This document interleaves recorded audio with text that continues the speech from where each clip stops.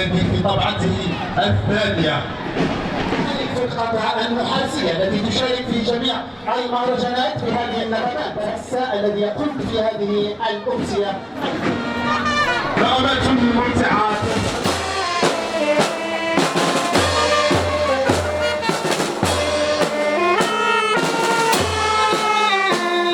جمعية ابتسام عطف للثقافة والترفيه تحت إشراف مديرية الشباب والرياضة جمعية الرابطة الولاية. تمثل ثقافة القصر العتيق لولاية مدينة وراتيل. يا سلام، وهم يحملون راية فلسطين ناصرين إياها قلبا وقلبا. فريق راتيل اللباس التقليدي التاجي. الرجل الازرق كما يقال له، طبعا هم يلبسون لباسا ازرق. تحيه حضرتك علي او وجد فرصه حسابي علي جمعيات الابتسامه تحتفل بالثقافه والترفيه.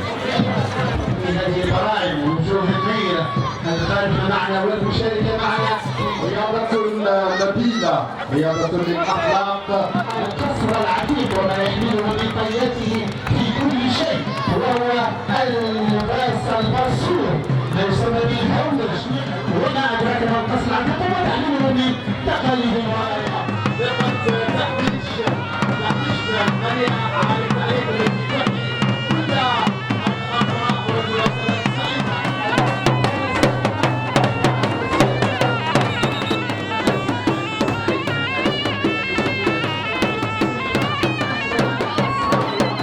ان شاء الله معصوم.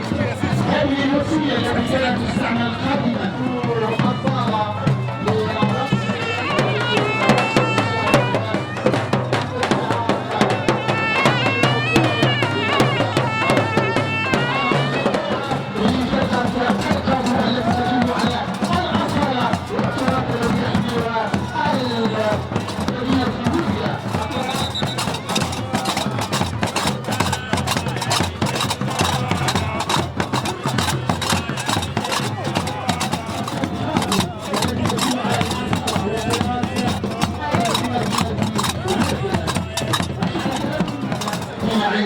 الرابطة الولاية لنشاطات الطاقة وتبادل الشباب.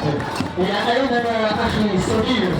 تحية خاصة ستقدم إلى السيد مدير الشباب والرياضة وكل الإدارات الحاضرة معنا، كل القسم الخاص. تحية خاصة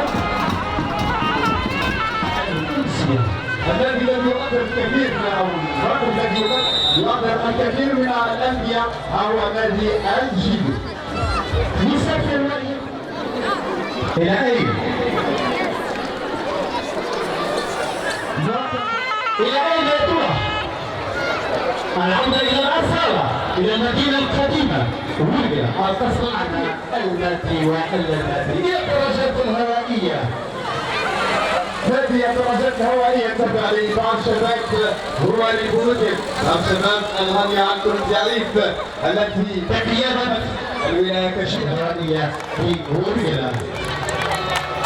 إلى حول هذه الجمعية أو لهذه المجموعة فأربع درجات. إلى أين يسألك عنا الكثير ونحن نعمل المرتبة فيها. هيا حرة بين بقية تحويل.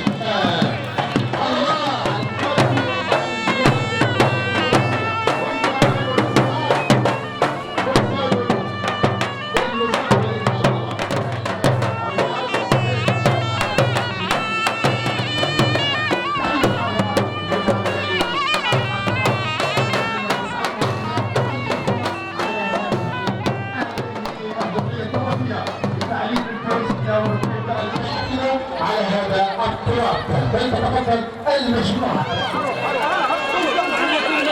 الكثير من الامل نضعها في هذه الضرائب، هذه الضرائب التي الله عز وجل.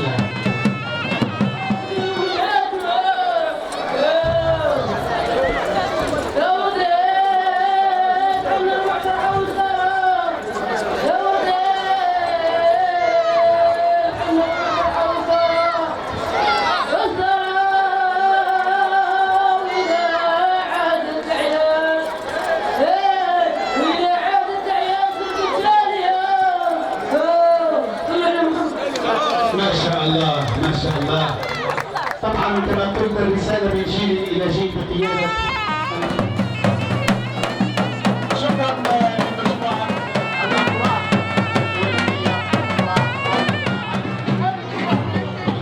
كسرات تسابيحه من حنايا الجزائر.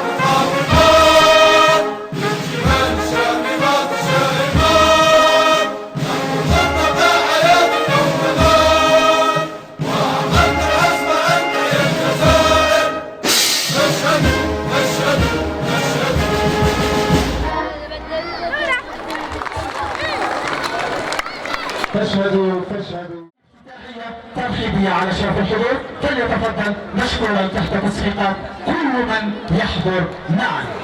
وضعنا وفاقنا بين أيديهم وشكرا له. ذكريات تردها إلى الأهالي قد تكون بها الفرصة لأبدأ بها مساعدة أطفالنا الأحبة. أهلا بكم أطفالنا.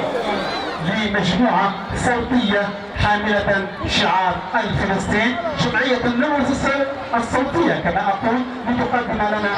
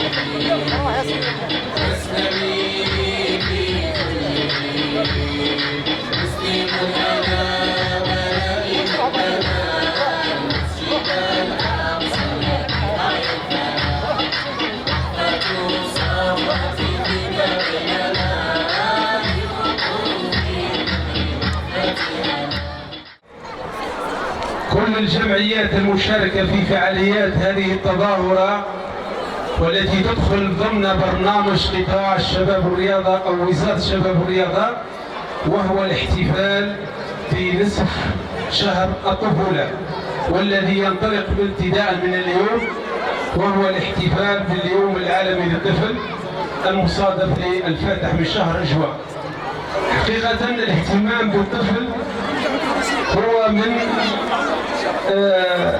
اهتمامات قطاع الشباب والرياضة، وهذا ما نلاحظه ضمن النشاطات داخل هذه المؤسسات بما فيها مؤسسات الشباب والهياكل الرياضية. كذلك التسيير النشاطات داخل هذه المؤسسات عن طريق هذه الجمعيات الثقافية والرياضية التي تسير النشاط الجزئي داخل هذه المؤسسات. اليوم نحتفل بهذه المناسبة ونجد مسرور بمشاركة كل الجمعيات الثقافية، وهذا تحت لواء جمعية بسمة للطفل والترفيه وإشراف قطاع الشباب والرياضة وكل إطراف القطاع من أجل تنفيذ برنامج لفائدة الأطفال أو يليق بمقام هذه المناسبة الوطنية والعالمية. بهذه المناسبة أعلن رسميا عن انطلاق فعاليات مهرجان الطفولة بما فيه نصف شهر الطفولة، الذي سوف نقوم بمتابعته ومرافقته من طرفنا كإطارات الشباب وكذلك هيئة التفتيش والمستشارين من أجل التكفل بهذه النشاطات وتجسيدها في هذا الواقع. مرة أخرى أوجه تحية لكل سكان ورقلة وخاصة الجمهور اللي حاضر اليوم معنا، وكذلك الفرق الفولكلورية والفرق الفروسية التي شرفتنا من أجل إنجاح وإعطاء طعم لهذه المناسبة الوطنية والعالمية. وأقول أعلن رسميا عن افتتاح هذه التظاهرة، وكل عام وأنتم بألف خير. شكرا.